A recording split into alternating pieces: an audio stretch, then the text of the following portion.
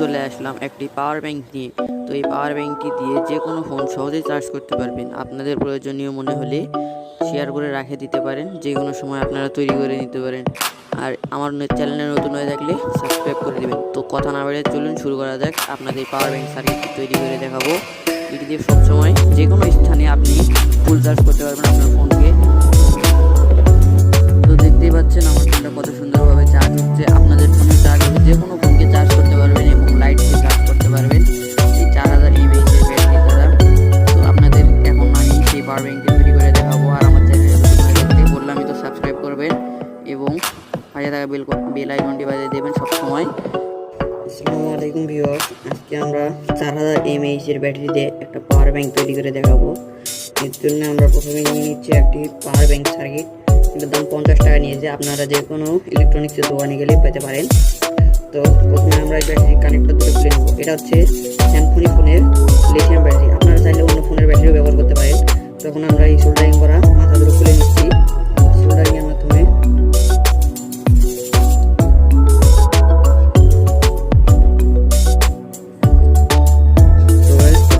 আমরা খুলে নিয়েছি। এখন আমরা পাওয়ার ব্যাংক সার্কিটটিকে এখানে লাগাবো।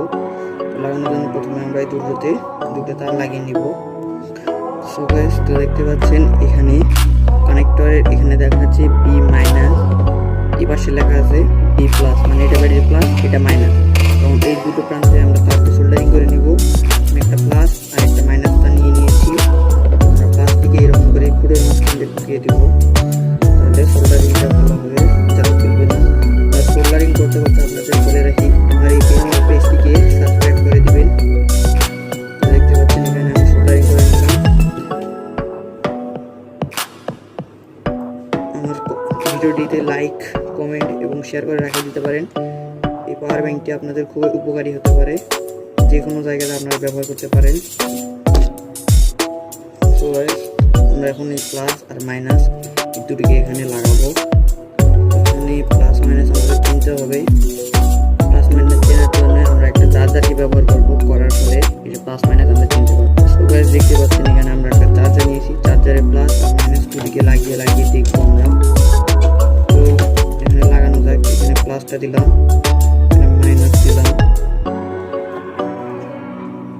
দেখতে পাচ্ছেন জ্বলছে না, তার মানে এখন উল্টা পাল্টা করে দিই। উল্টা পাল্টা করে দেখতে পাচ্ছেন, যদি চলে তাহলে প্লাস মাইনাস বুঝতে পারবেন।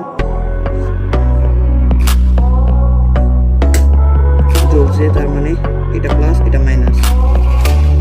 তাহলে এখানে পাওয়ার ব্যাংক সার্কিটের আমরা প্লাসটা এখানে